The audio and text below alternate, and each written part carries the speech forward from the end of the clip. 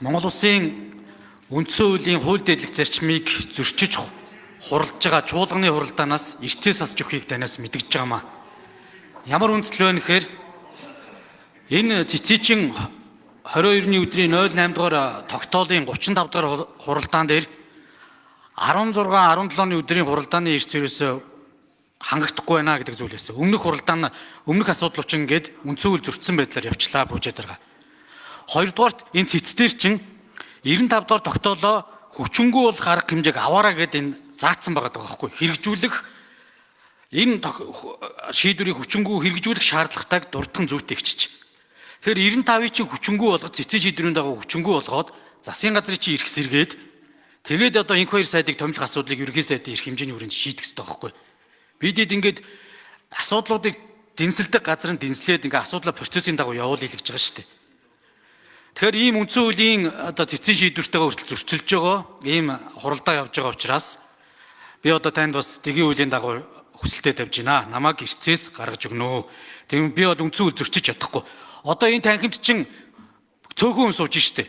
Эрцэнд орсон ч гэсэн танхимдаа суухгүй байвал эн чинь эсрэг санал өгснөөр тооцогдохгүй үндсэн хуулийн зөрчиж болно шүү гэж цэцчин ингэ шийдчихэд байгаа байхгүй бүжээд байгаа.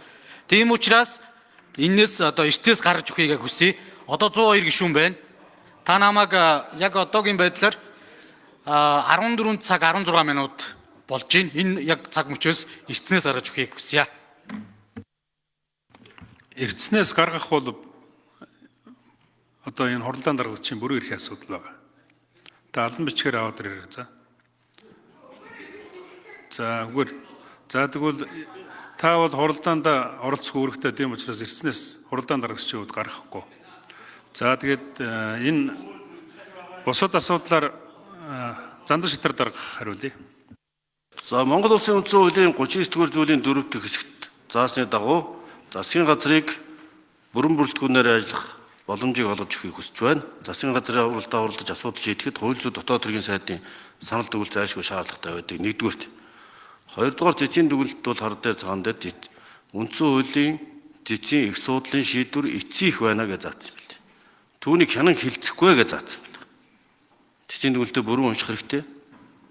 Цэцгийн хэрэгжүүлэх ёстой гэдэг нь одоо өнөөдөр засгийн газар цаашдаа хэвээ ажиллах тэр боломжийг хэрэгжүүлж хангах ёстой гэсэн утгатай заалт.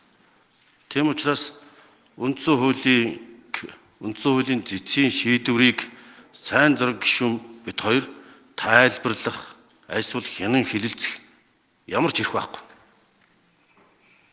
Бид үндсэн хуулиа дээдлэн сахих ёстой, хүндлэх ёстой.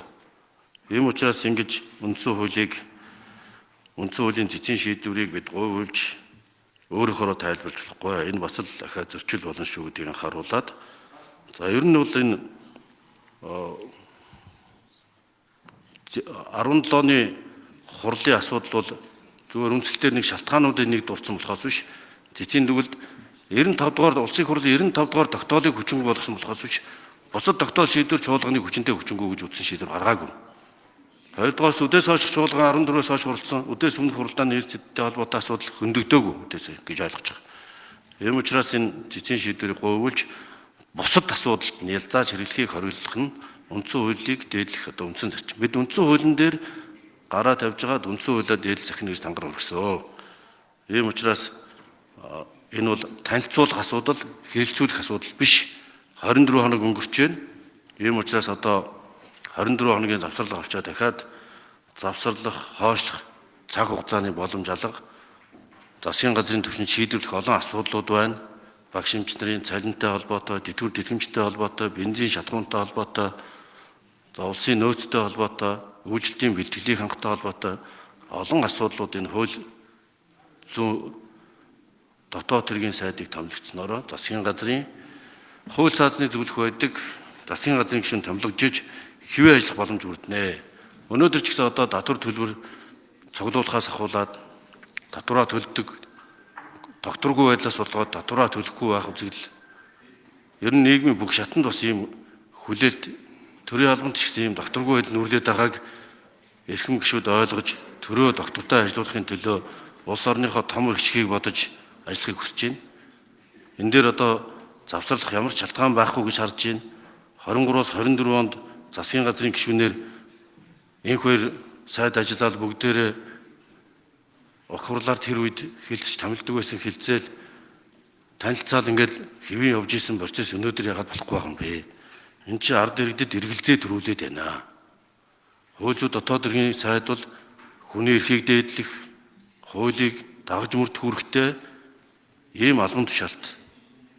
Ийм учраас улсын хурлын эрхэм гишүүд та бүхнийг улс орны эрхийг ашгийг бодож өнөөгийн тулгамдаад байгаа нийгэм эдийн засгийн нөхцөл байдлыг ухаарч эрүүл саруулаар асуудал хандаж энэ асуудлыг түргэн шуургаар шийдэхийг хүсэж байна. Өнөөдөр ч гэсэн засгийн газар ээлж тусаар хуралдаж бас шатгуунтай холбоотой олон асуудлууд шийдэх шаардлагатай байна. Тийм учраас юрийн ажиллах боломжийг олох шаардлагатай байна. Энэ бол зөвхөн үндсэн хуулийн нэмэлт өөрчлөлтийн дагуу танилцуулах процесс. Танилцах процесс явуулж байгаа.